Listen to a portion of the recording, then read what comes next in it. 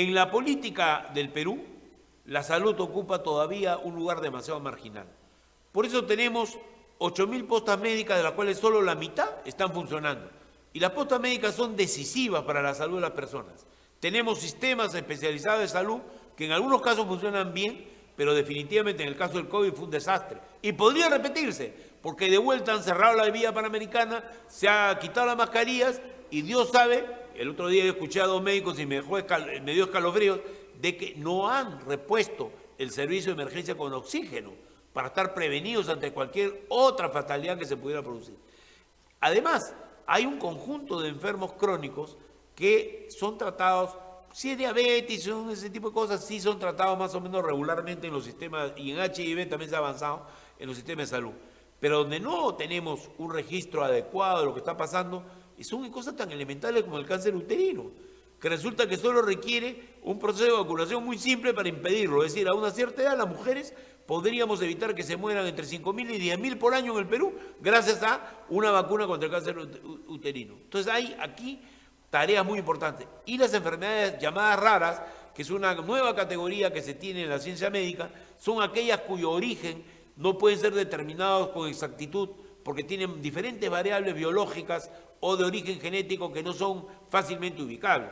Los seres humanos, leía un libro esta mañana, 99% descendemos de nuestras capacidades vienen de los chimpancés.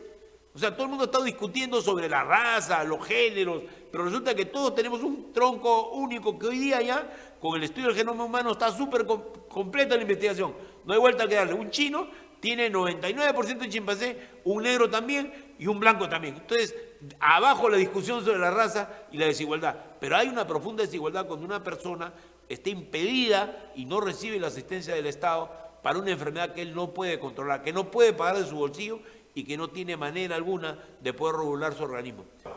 Freddy, yo quería saber cómo era tu experiencia humana como persona, más que como enfermo, como persona. ¿Cuál es tu origen? ¿De dónde eres tú? Bueno, Julio, antes de ello, agradecerte por invitarme a este importante programa. Yo soy cusqueño, ¿sí?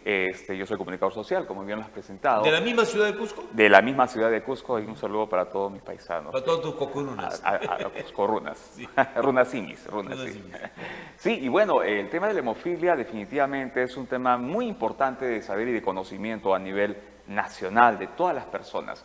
Sabemos que el tema de la hemofilia, por ejemplo, es... Pero antes que eso, sí. Quería saber, ¿cuándo es que tú empiezas a tener manifestaciones de este mal, de la hemofilia? Te comento, la hemofilia y explícale qué es la hemofilia, porque exacto. No sabe lo que es, ¿no? Y empezando de ahí, Julio, la hemofilia es hereditaria. ¿Quiénes son las transmisoras? Son las mujeres, ¿sí? Ajá. Entonces, las mamás son los que transmiten el tema de la hemofilia. Ojo, las mamás no tienen ningún problema de salud. Simplemente es un tema genético. Viene porque alguien en la rama... Puede ser una trascendencia, sí, efectivamente, pero también puede haber casos, como en mi caso, es una mutación de genes. Yo no tengo familiares de otras generaciones que tengan el problema que yo tengo de la hemofilia. O sea, mutación de genes, ¿qué quiere decir eso? Que ha habido algún pariente, digamos, no un pariente, sino... No, solamente los cromosomas XXXY, que por cosas del destino he salido premiado con esta... Claro. Con este regalo de vida. Es una combinación, digamos, una combinación que se produce en la química del cuerpo. Allí hay un tema, Julio, y esto llamemos a reflexión a las personas que están escuchando y todavía no saben qué es hemofilia. Cualquier persona, cualquier pareja puede tener un hijo hemofílico. ¿Pero qué es la hemofilia? Julio, el cuerpo humano tenemos 12 factores, ¿sí? Cada uno encargado para una determinada cosa. El factor 8 es justamente el que se encarga de la coagulación. Si nosotros agarramos un guillete en estos momentos y nos cortamos, tú y yo, en la misma dimensión, la misma profundidad, pasarán unos 3 o 5 minutos y tú vas a coagular. En mi caso no, yo puedo quedarme 1 hora y sigo sangrando, y sigo sangrando, y sigo sangrando. Entonces, puede crear problemas graves de salud. Efectivamente, hace muchas décadas, la vida promedio de un hemofílico era a lo mucho 18 años, 19 años. ¿Y por qué? Porque entrar a cirugía nosotros, imaginemos un apéndice, una úlcera, una extracción dental, Julio, es tan peligroso porque muchos morían desangrados en los quirófanos. Gracias a eso es de que empieza el estudio y la necesidad de poder suplir este factor 8 que nosotros no tenemos y que se segrega gracias al metabolismo que tenemos, por ejemplo, en el hígado. ¿sí? Como O sea, nosotros... para evitar digamos, el que tú te desangres, tú tienes que tener un tratamiento continuado, con remedios especiales que ayudan a que haya coagulación. El factor 8 es justamente ese componente que me ayuda a mí a coagular esa supuesta herida que tú y yo podemos tener, Claro. ¿sí? Entonces, ¿qué es lo que pasa? Al no tener yo ese factor 8, yo puedo sangrar de manera intermitente. Cuando tú caminas, Julio, y todos nuestros televidentes caminan, todos hacemos impactos en las diferentes Claro. articulaciones, tobillos, rodillas, codos, hombros, lo que fuera. Pero como ustedes segregan el factor 8, no hay ningún problema, porque inmediatamente acuden y no pasa nada. En cambio, nosotros, al caminar simplemente, empezamos a desarrollar ese tipo de inconveniencias, de derrames en las articulaciones. Y a tu pregunta, ¿cómo es que se manifiesta? Bueno, yo manifiesto desde que nací. Mi mamá me cuenta que cuando me cargaba para ponerme el pañal, sus dedos quedaban huellas en mi cuerpo, porque era la presión que ella ejercía. Claro, claro. Entonces, como es hereditario, Claro, uno no había nace con esto. circulación ahí que, digamos, neutralizara la impresión de los huellos de tu mamá. De la huella de tu mamá. Sí, porque es Claro, obviamente presión. por la presión que se ejercía. Entonces, los hemofílicos manifestamos desde, obviamente, 0 de edad, manifestaciones de sangrado, puedes tener Y las un niño eso debe articulaciones. ser particularmente delicado, ¿no? Bueno, todos conocemos que los niños, al menos los varones, somos un poquito más inquietos que las niñas, Claro. ¿sí? Entonces, por ejemplo, yo al momento de gatear tenía las rodillas totalmente amoratadas, y más... Y ojo que hay estudios que demuestran, se hicieron justo al comenzar la epidemia del COVID, que un niño, con eso se estableció restricciones en los colegios, un niño generalmente se toma, ¿cómo se llama? 800 veces al día toca a alguien. O sea, puede ser un mismo compañero 10 veces, 20 veces, 30 veces. Entonces, eso es lo que va generando una situación en la cual se vuelve inmanejable, ¿no? Porque no hay cómo controlarlo. Definitivamente que sí. Y aquí es justamente donde el sector salud tiene que estar a la vanguardia con el medicamento que nosotros necesitamos. ¿Y cuál es el medicamento, Julio? Es justamente el factor 8. El que no tenemos, no segregamos, nos los dan en unos liofilizados, que O sea, ahora, ¿es gracias para a Dios... inyección o es para tomar? Es intravenosa, nos los colocamos cada vez que tenemos algún inconveniente. Yo me puede estar doliendo la rodilla, el codo, los tobillos, lo que fuera. Y para no agravar esto, yo agarro el factor 8 y me lo pongo. ¿Y eso qué hace? ¿Refuerza las venas? ¿Qué cosa? Simplemente ayuda a coagular la ya. articulación que está sangrando. Entonces, Julio, qué importante es el tema de la prevención. Si es que yo hubiera tenido esta medicación hace años atrás, claro, la tecnología, la ciencia avanza y ahora, a Dios gracias, que los niños con hemofilia que tienen este medicamento a la mano van a tener un desarrollo de crecimiento totalmente normal e Así, imperceptible, o sea, sin tener ningún problema. Así, ¿no? Si nosotros comparamos nuestra realidad, nuestra vida de los hemofílicos aquí en Perú y lo comparamos con otros hemofílicos de otros países, definitivamente No, además es abismal. hay historias en la realeza, por ejemplo, que había por problemas ahí de cruce genético, se producía, había alta tasa de hemofílicos y eran todo un drama el poder sostener, a pesar de la plata que tenían, la supervivencia de ese niño era muy difícil, ¿no? Definitivamente, y sabes, por cosas anecdóticas se dice que los Reyes Magos, uno de ellos tenía hemofilia. ¿Así? Imagínate. Parte de la historia, que tan cierto sea, no lo sabemos, pero el hecho está de que estamos viviendo ahora una temporada, Julio, que debemos trabajar justamente, y gracias a este programa, gracias a lo que estamos hablando, mucha gente se va a enterar de qué es la hemofilia. Y también el personal de salud, Julio, lamentablemente, eso tengo que decirlo, que muchas veces son indolentes con los pacientes con hemofilia. Nos cortamos, tú y yo estamos sangrando, ¿ok? Tú coagulaste, yo me voy al hospital y mientras que me hagan el triaje, mientras que llamen al hematólogo, Claro, mientras que yo sigo desangrando. No hay un manejo de las emergencias como tal, sobre todo los Exactamente. crónicos y los enfermos que tienen Exactamente. morbilidades de alto riesgo. Como esta. Exactamente. Entonces, ¿cuál es la tarea de las personas quienes estudian esta importante carrera que son la salud? Ser empáticos en principio y empaparse, pues, qué es lo que está pasando. Creo que hay un tema también de formación psicológica de las personas que trabajan para el sector salud, ¿no? Es decir, quiere decir que no solo es un tema cultural, de que ya me cansé, que no quiero, o tengo más de 50 años y ya no quiero trabajar, lo que fuere.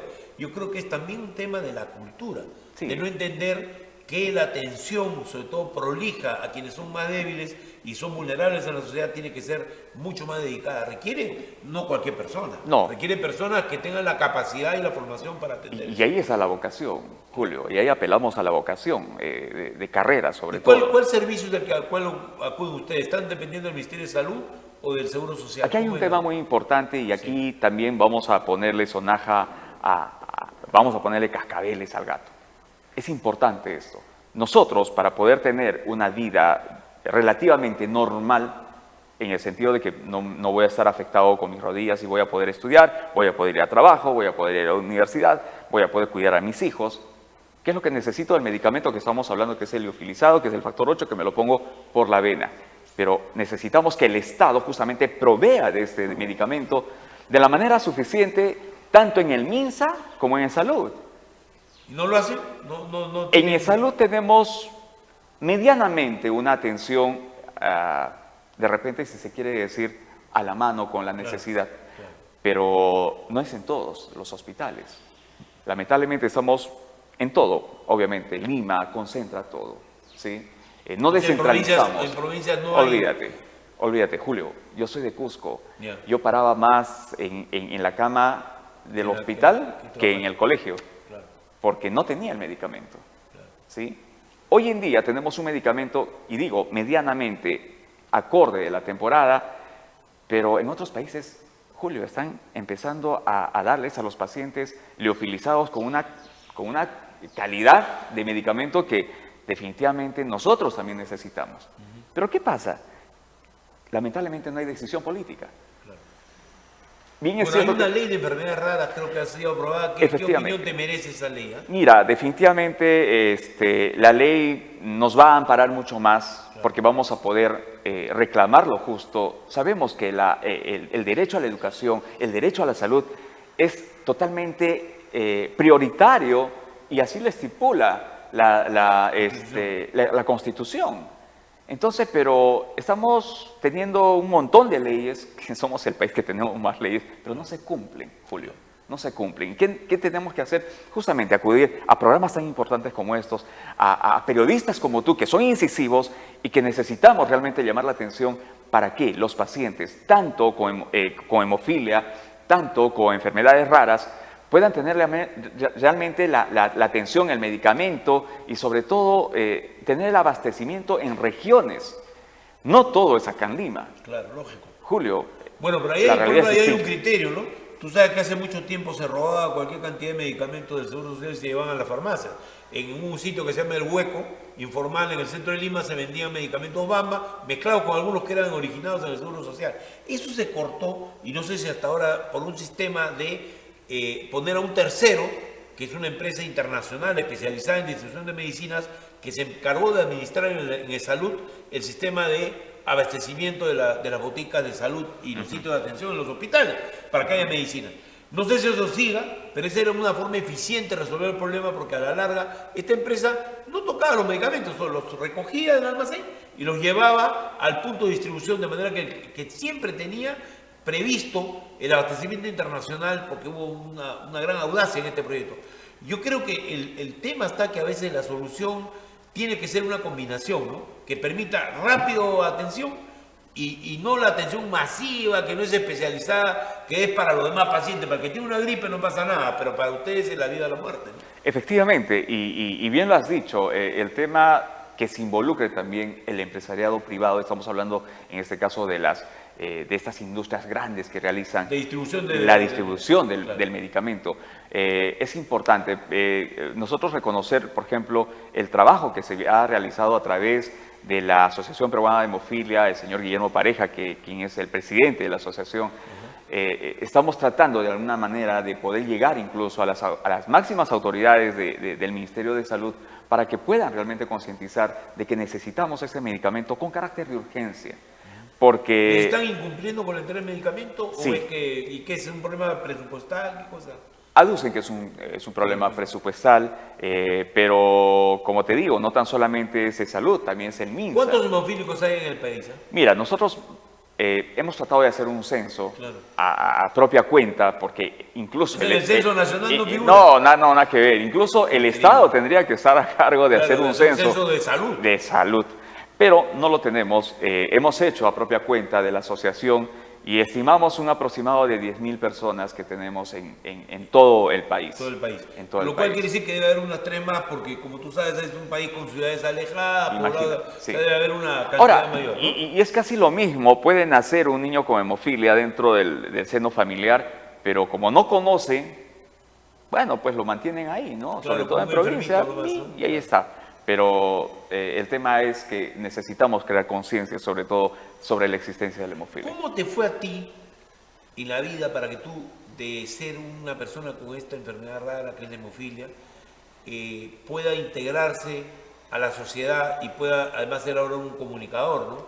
Mira, Julio, la persona con discapacidad definitivamente estamos, creo, dotados con una superenergía doble, en todo sentido de la palabra. Si bien es cierto, habían muchas limitaciones para mí desde niño, el no salir al recreo, el privarme de jugar un partido, pero hacía un poco también la conciencia de que valorar lo poco que tenía. Yo creo que ahí está. Valorar la vida, valorar lo poco que tenemos y sacarle el mayor provecho posible. ¿Y eso hiciste tú? ¿Te ayudaron tus padres, algún familiar? ¿Cómo fue tu evolución, digamos? Bueno, en el tema familiar, mis padres son separados. Mi madre fue la que prácticamente hizo de mí lo que soy ahora. Claro. Te asumió, digamos. Asumió absolutamente la responsabilidad. Y una cosa increíble, te digo por otros casos que yo conozco de manera personal, es el grado de sacrificio que requiere a veces la atención a una persona con una enfermedad rara. Definitivamente. O sea, por ejemplo, si tienes un hijo que tiene retardo severo o es autista, requiere pues casi 90% del tiempo la madre. Y sobre todo la madre, ¿no? y Julio, y no tan solamente eso, sino también en el tema económico.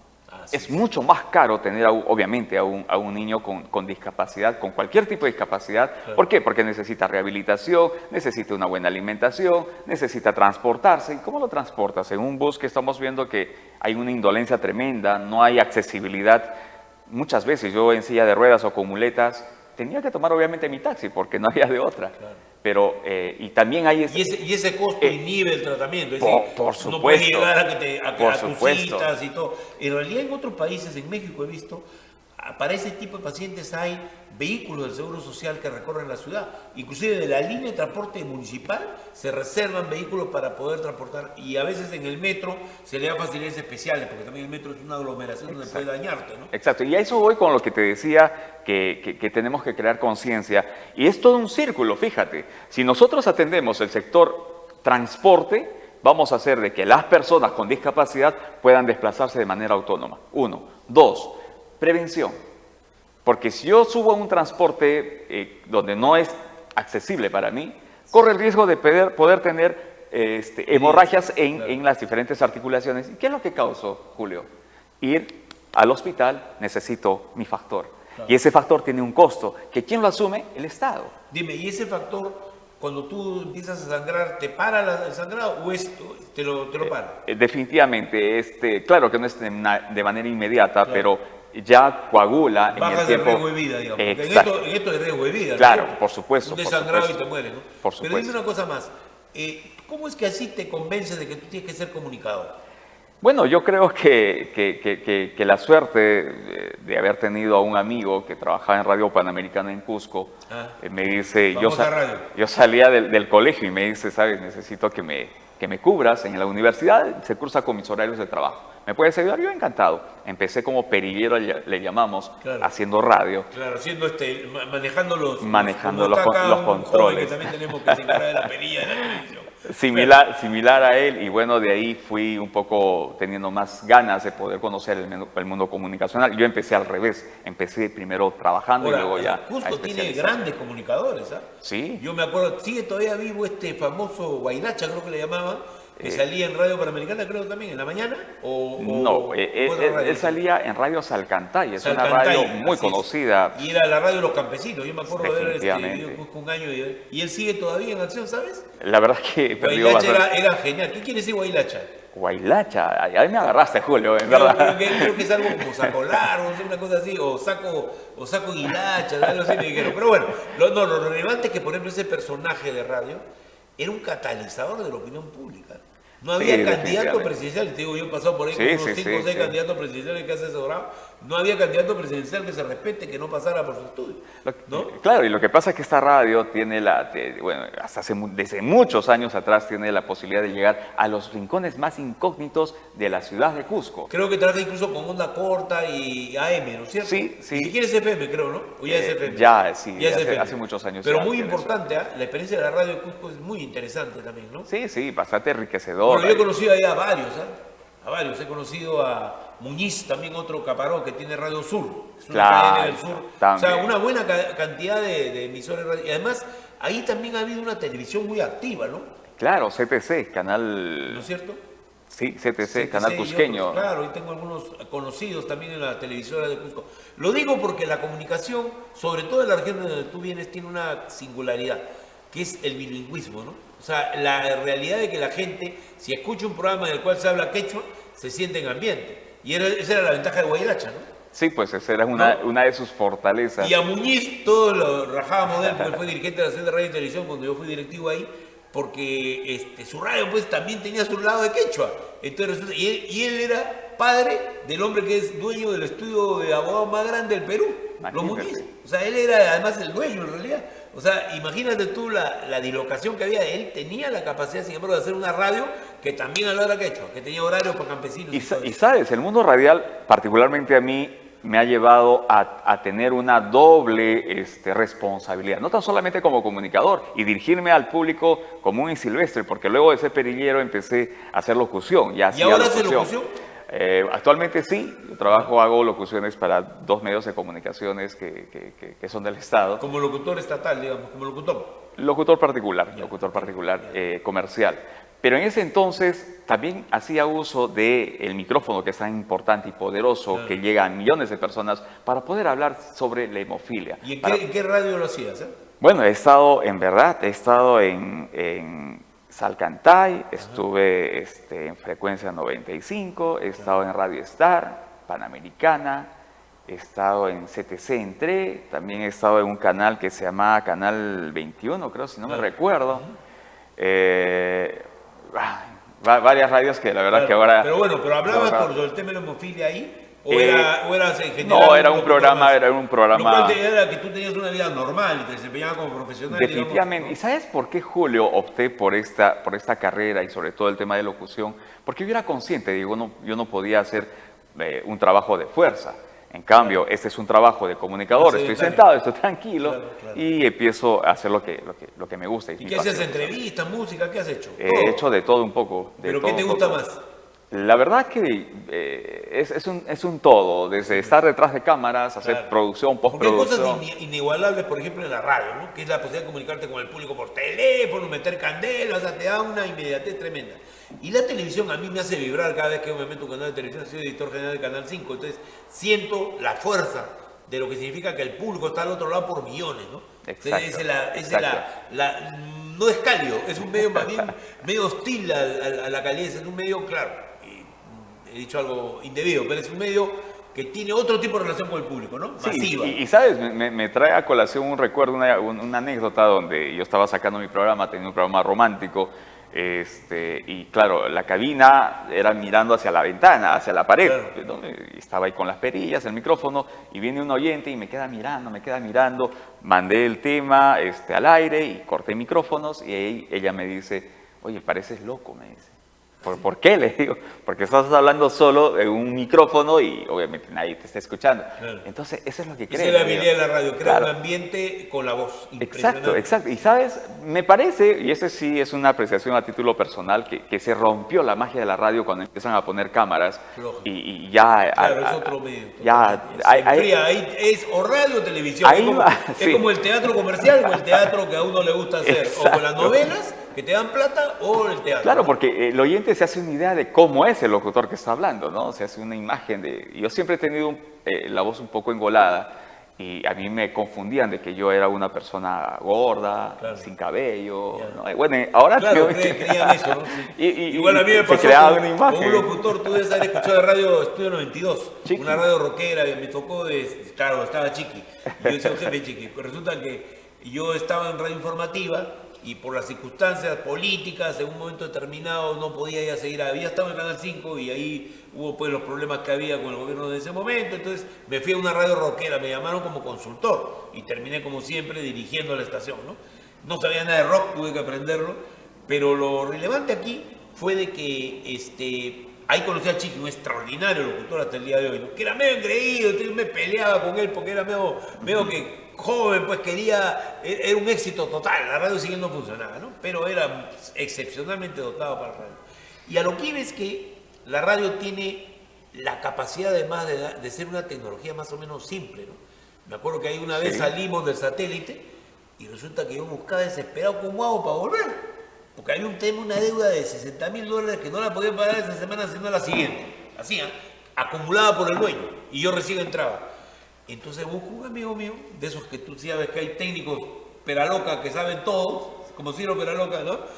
Y este gallo me comunica, mira, hay un marino que justo está en Perú, que trabaja en la NASA. Ese sabe satélite. Y no te miento, este señor vino y con todas las coordenadas, sabía todo, en 3 días me colgó del satélite. En otro satélite donde yo debía estar, que era Panansat.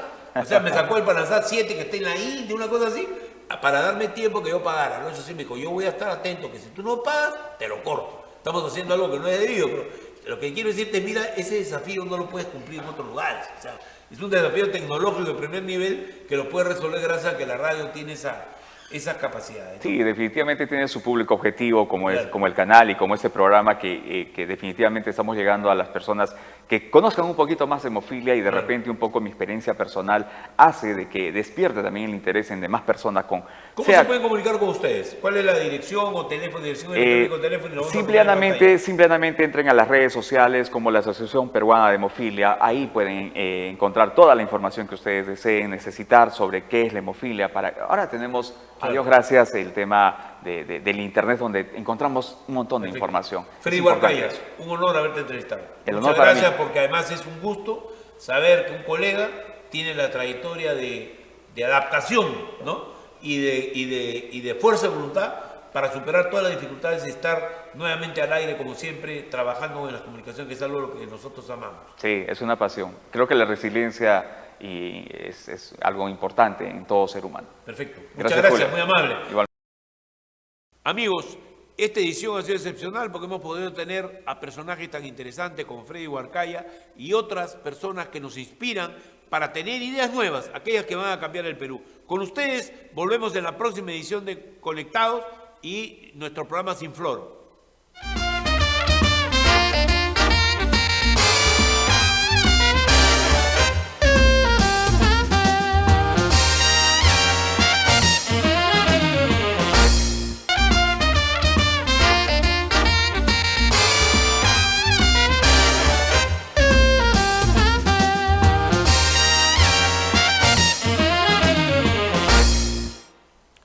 El doctor Hernando Ceballos es un destacado profesional que además ha sido exministro de Salud, cumpliendo un destacado papel en la primera fila del combate contra el COVID. Hoy día vamos a dialogar con él sobre los grandes temas de la salud pública en el Perú y las cosas que se tienen que ajustar para que esto funcione bien. Buenas tardes, doctor Ceballos, un gusto estar con usted. Muy buenas tardes, un gusto conversar con usted. Las disculpas porque estoy justo terminando mi turno en el hospital por el ambiente, pero con todo gusto de poder conversar con ustedes, muy amables. Doctor, la primera pregunta que me surge, dado que usted fue uno de los operadores claves del tema del COVID en el país, es preguntarle cómo ve la epidemia en este momento. ¿Qué ha pasado con el COVID? ¿Está refugiado en un lugar clandestino para volver a salir a la ofensiva? ¿O como ha pasado en Inglaterra y Alemania, podría haber un resurgir de la enfermedad que habiendo turistas ya de esos países en el Perú, justo en esta temporada, podría causar un rebrote? Bueno, yo creo que la pandemia continúa, ¿no? Esto hay que tener claro. El concepto de pandemia es un concepto de globalización, es decir, que la presencia del virus no solamente está en un lugar, sino se ha difundido todo el mundo, y efectivamente siguen existiendo brotes, no muy potentes como antes, pero siguen habiendo brotes de coronavirus en distintas partes del planeta, ¿no? Sobre todo afectando a las personas que no están correctamente vacunadas. En nuestro país estamos efectivamente en un descenso muy importante de los casos de COVID, pero todavía tenemos casos de COVID, todavía está latente la posibilidad de que pueda incrementarse la cantidad y lastimarnos, ¿no? Sobre todo porque tenemos bolsones de personas que no están vacunadas. ¿Cuántos no fueron vacunados en el Perú, doctor? Lentamente. ¿Cuántos no fueron Bueno, vacunados? yo creo que se hablaba de cerca de 2 millones de personas que no están vacunadas, y esas personas obviamente pueden contagiar, pueden esparcir el virus, así que además el virus, mientras esté en un ambiente sin vacunas, digamos, donde se pueda mover libremente, puede mutar, si puede lograr características diferentes y en algún momento hacerse resistente a la propia vacunación. Entonces ahí surge una pregunta, doctor, que es la siguiente. ¿Es correcto eliminar totalmente la mascarilla? ¿Es correcto haber hecho que los colegios funcionen ya con los niños sin mascarilla, sabiendo que un niño toca entre 600 a 800 veces a sus compañeros en un solo día? O sea, ¿hay ahí un riesgo para la salud o qué es lo que hay que hacer para, mantener ciertas limitaciones en la conducta, ¿no? Yo creo, bueno, el Ministerio de Salud ha señalado que en el caso de las personas mayores, cuando están en ambientes cerrados, sin ventilación, es conveniente que usen las mascarillas. Y sigue siendo así. Lo que pasa es que esto ha salido como un mensaje que en algunos lugares se ha tomado con seriedad y en otros no. Pero lo cierto es que sí se debe usar la mascarilla en lugares cerrados, sin ventilación, para evitar el contagio rápido que se genera en estos espacios, sobre todo a las personas más vulnerables, a las que tienen las defensas más bajas o las personas que tienen una edad muy avanzada, ¿no? Y claro, en el caso de los niños, la realidad de los colegios no es igual. Hay colegios que están muy hacinados y allí hemos debido tener cuidado, sobre todo en los niños que no están vacunados, para que abandonen la mascarilla, sobre todo si tienen algunos síntomas. O sea, eso es un tema muy importante que usted dice. O sea, primero, riesgo grande con los no vacunados, que habría que detectarlos y tratar de vacunar el máximo que se pueda. O ya no se puede vacunar más, ya llegamos al límite. No, por supuesto que sí. Además, hay una gran cantidad de gente. Cuando hablamos de vacunas, estamos hablando de las personas que tienen 2 o 3 vacunas, 2 o 3 dosis, pero hay gente que la 4ª dosis estamos muy por debajo todavía, ¿no? Entonces ahí hay que seguir insistiendo. Por eso yo creo que a las personas mayores se les debió seguir exigiendo la presentación del carnet para ingresar a determinados lugares. Yo creo que allí hemos debido insistir porque el 80% aproximadamente de las víctimas que hemos tenido en el COVID han sido personas mayores. Entonces, ese sector poblacional, o sea, ese es el foco, debe cuidársele. Claro, ese es el foco de la atención, digamos, ¿no? Por supuesto, en cualquier estrategia sanitaria es donde tiene que hacerse hincapié y terminar con personas mayores que estén sin las 4 dosis.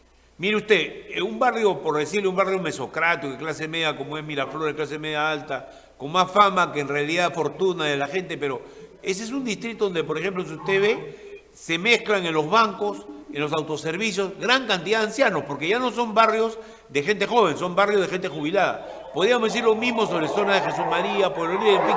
En la Lima urbana, popular y de clase media, hay enormes concentraciones de gente donde los adultos mayores son un público habitual.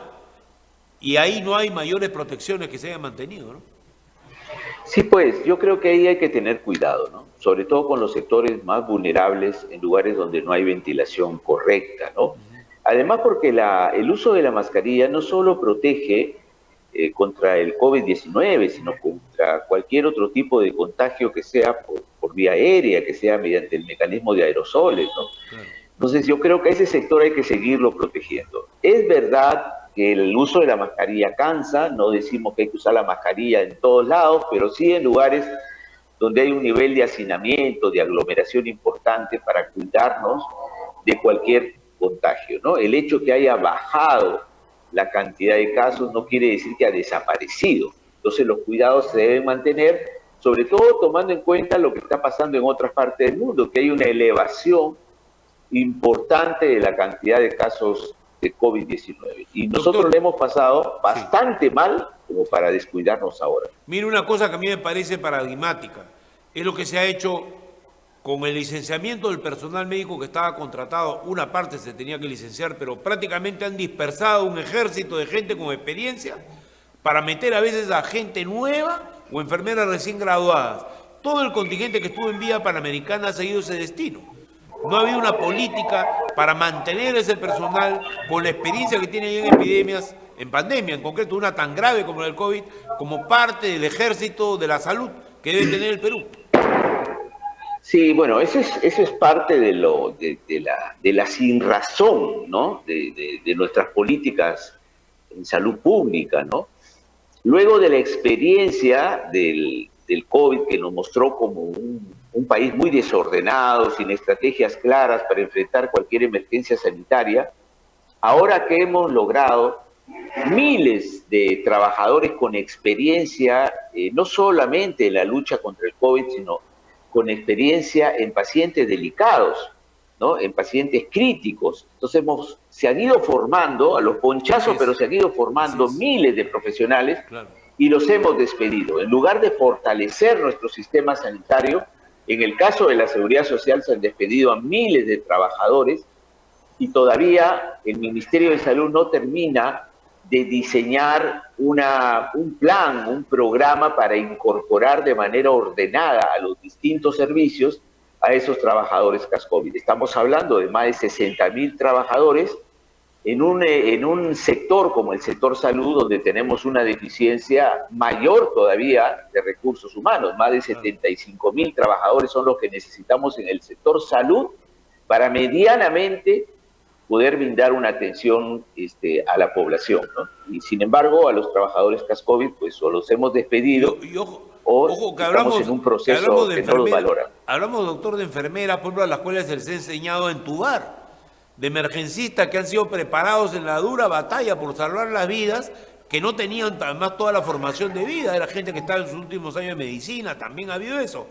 Y además, extranjeros que fueron incorporados a esta fuerza laboral y que sencillamente, como lo repito, han sido desplazados totalmente. Yo quería referirme a un tema simbólico, el cierre de la vía panamericana.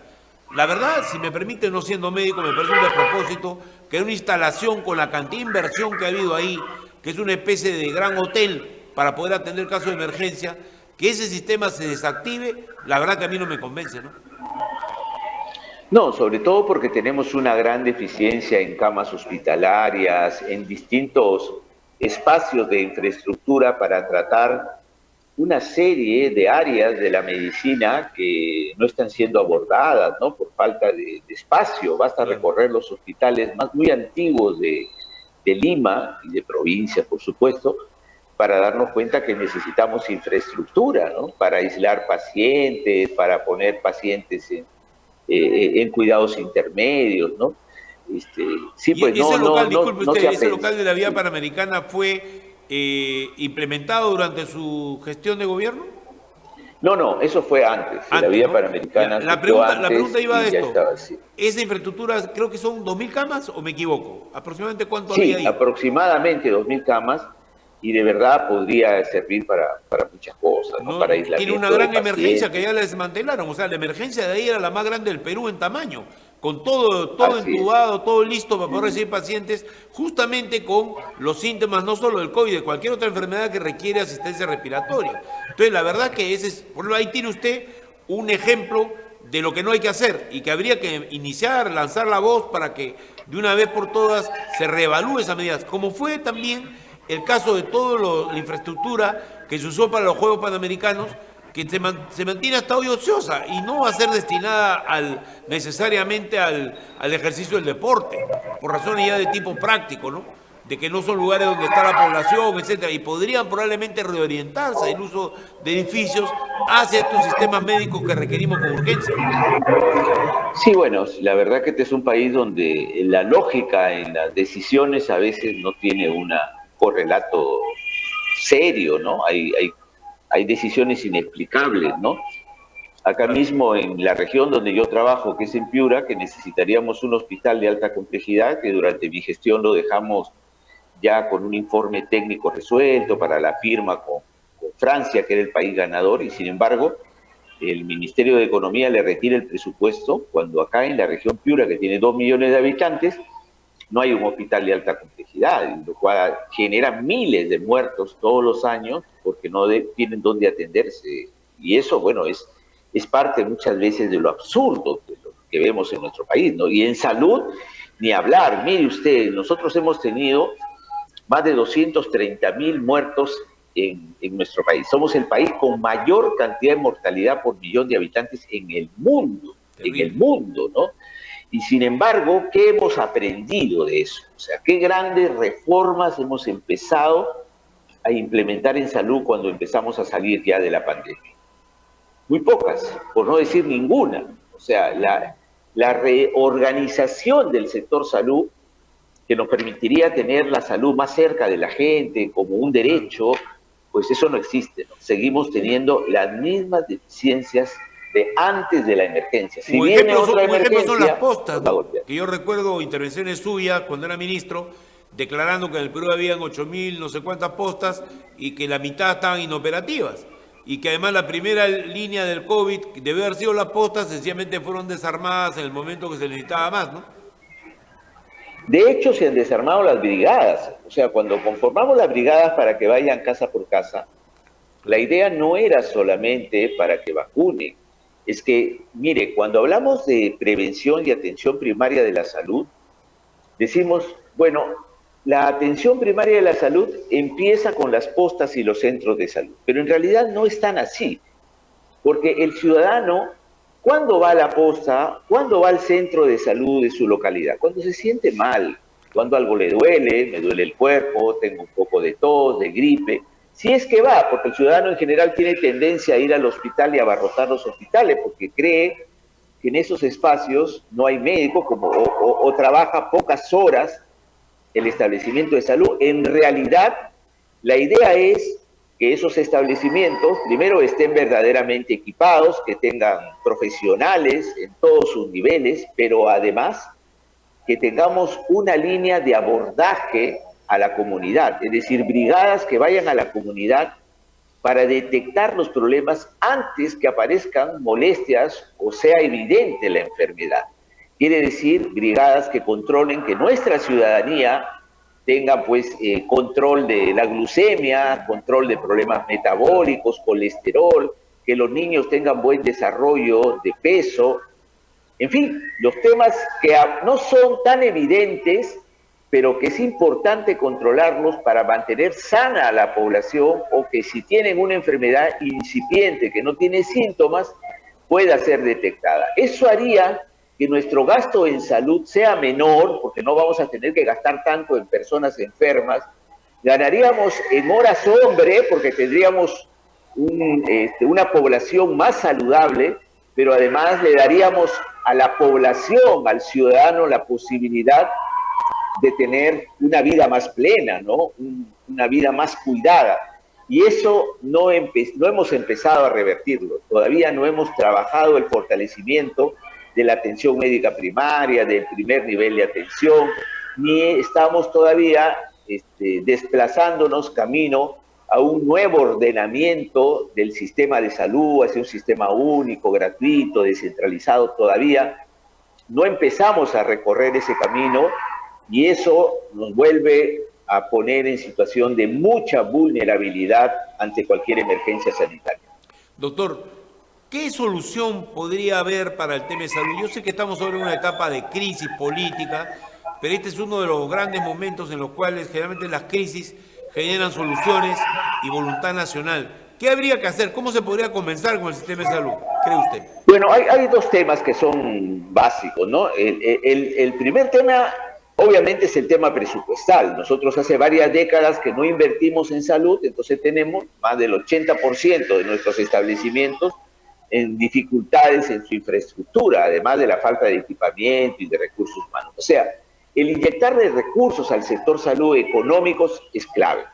Tenemos un déficit solo en la infraestructura cercano a los 60.000 millones, y otro tanto en equipamiento y recursos humanos. Habrá que hacer cada año incrementar en 6 a 10 mil millones los presupuestos en salud, y para eso tendremos que manejar las prioridades o trabajar una política que nos permita ingresos al Estado extraordinarios para empezar a cambiar la realidad sanitaria. Este es un primer tema, la plata, los presupuestos que hay que incrementarlos, si no, no podemos avanzar.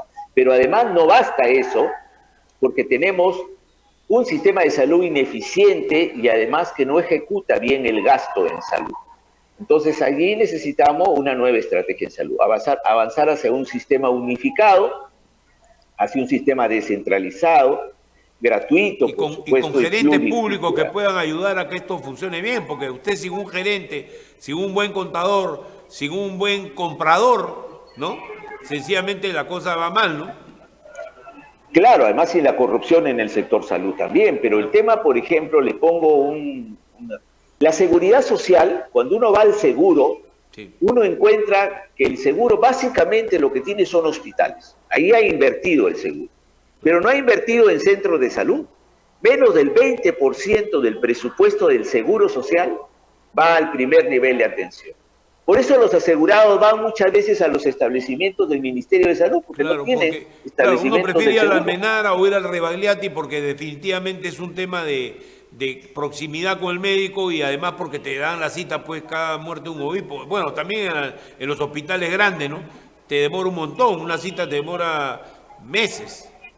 Claro, entonces necesitamos reforzar el primer nivel de atención también en el seguro social para evitar que los asegurados, no hay que olvidar que el seguro tiene cerca de un 30% del presupuesto que tiene el Ministerio de Salud, o sea, no es desestimado.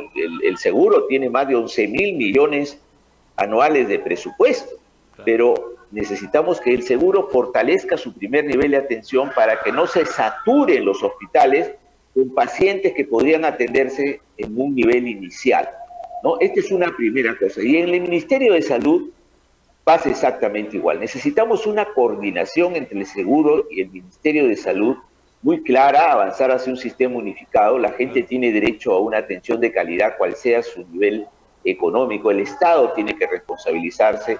No lo puede dejar al sector privado, porque el sector privado lo que busca es una rentabilidad, y la salud no puede estar. Ya lo vimos con las clínicas, ¿no? Ya lo vimos con las clínicas de la crisis del COVID, que hasta ahora nadie ha pasado a mirar ese tema, pero en realidad en una emergencia nacional es lógico que todo el sistema de salud actúe al unísono, y aquí tuvimos realmente actos de crueldad indescifrables, hechos trágicos, terribles, que no pueden repetirse, ¿no? El Estado no se animó a aplicar la ley de emergencia allí, ni la ley general de salud, y dejó que el sector privado pues pusiera los precios que quisiera, y en medio de la desesperación de la gente. Me refiero al oxígeno, me refiero a camas UCI, ¿no?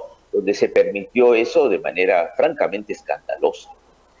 Entonces necesitamos unificar el sistema, es muy importante, hay que descentralizarlo, para eso necesitamos una política de recursos humanos diferente. No puede ser que la formación de profesionales calificados esté en manos de las universidades privadas. Las universidades privadas ponen las plazas que les conviene y no de acuerdo a lo que el país necesita. Es como la formación de los abogados, ¿no?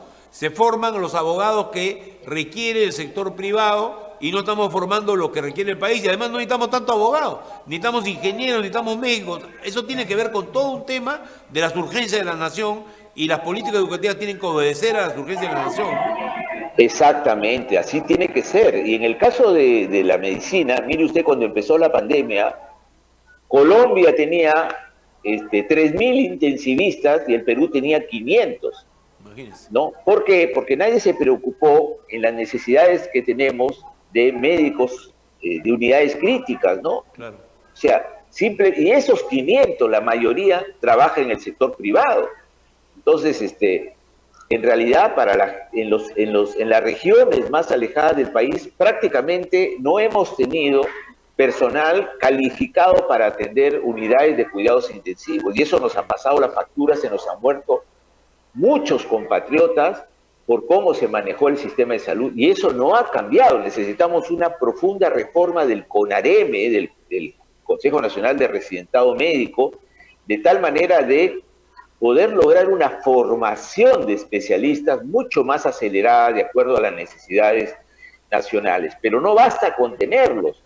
Para enviarlos a los lugares más alejados hay que darle las condiciones para que puedan ejercer su especialidad, para que se puedan mantener su nivel de capacitación y además una remuneración adecuada. No es lo mismo un anestesiólogo, un intensivista, un cardiólogo que está aquí en Lima, en la capital, o que tiene que irse a Puno, a Bancay o a la selva. Absolutamente, ¿no? Cierto, eso es una demanda de realmente básica que tiene el que haya una diferenciación salarial según el área donde trabaja. Pero además hay un tema que yo quisiera también preguntarle, doctor, para poder ya ir concluyendo la entrevista, y es, hay áreas enteras, como son las ambulancias, las emergencias. Para mí las emergencias siempre son un misterio. Una vez me acuerdo que dieron una exoneración a los casinos en el Congreso de la República donde yo trabajaba, de 400 millones. Y fue alguien que tú conoces porque ha sido asesor suyo, Julio Castro, paisano suyo también, que me dijo que con eso podía ponerse en orden las emergencias en todo el Perú. Por lo menos de manera inicial, para que la gente no tuviera que pagar, por lo menos los pobres no tuvieran que pagar. O sea, eran 400 millones al año. O sea, no era tanto dinero. Podría ser hoy día 1.000, 1.500, lo que sea, pero definitivamente era una regla, digamos, a seguir en evitar que se concedan exoneraciones o cosas de ese tipo a lo que no es prioritario. Los casinos no son prioritarios, la timba no es prioritaria en este país, la salud sí lo es, ¿no? Ah, por supuesto, ¿no? O sea, si tuviéramos que ordenar las prioridades y lo que tiene que abordar el Estado, nos llevaríamos enorme cantidad de sorpresas. Acá tenemos miles de millones en exoneraciones tributarias que no se justifican de ninguna manera. Claro. Exoneraciones tributarias a empresas que tienen grandes ganancias y donde el Estado, con esta Constitución, está impedido de sentarse a negociar mejores condiciones para el país, aunque sabemos que esas empresas han multiplicado por 10, por 20, por 30 sus ganancias y el Estado no puede intervenir. Con eso podríamos resolver el tema de salud, sin ninguna duda, ¿no? Incluso con los préstamos que se han dado durante la pandemia a una serie de empresas con el cuento de la reactivación, ¿no?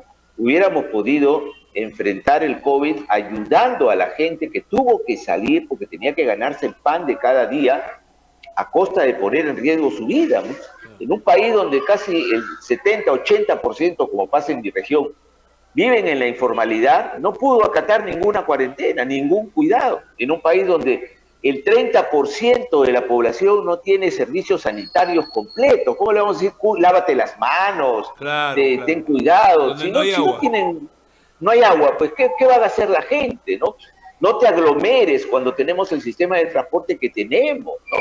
Doctor Ceballos, yo tengo que terminar la entrevista, pero yo quiero antes de cortar la entrevista decirle que cuenta usted con la admiración, por lo menos los periodistas que estamos en este medio, que hemos sido testigos de su absoluta limpieza en la gestión del Ministerio de Salud, su gran capacidad y resiliencia para soportar una situación extremadamente tensa y difícil, y ahora que está usted en un hospital donde está gritando allá a la distancia a un niño que seguro necesita atención de emergencia y que lo debe estar poniendo nervioso, usted no, disculpe, no, porque eso es el Perú. Y es realmente admirable su labor y su amor por la profesión médica, doctor. Muchas gracias, muy amable. Muy amable, muchas gracias a ustedes. Hasta luego, doctor. Muy conmovedora entrevista a Hernando Ceballos, el ministro de Salud, muy conmovedora. Porque mientras él habla, está gritando un niño que quiere atención ahí en emergencia. Vuelvo con ustedes en la siguiente edición de Sin Floro. Muchas gracias por haberme escuchado.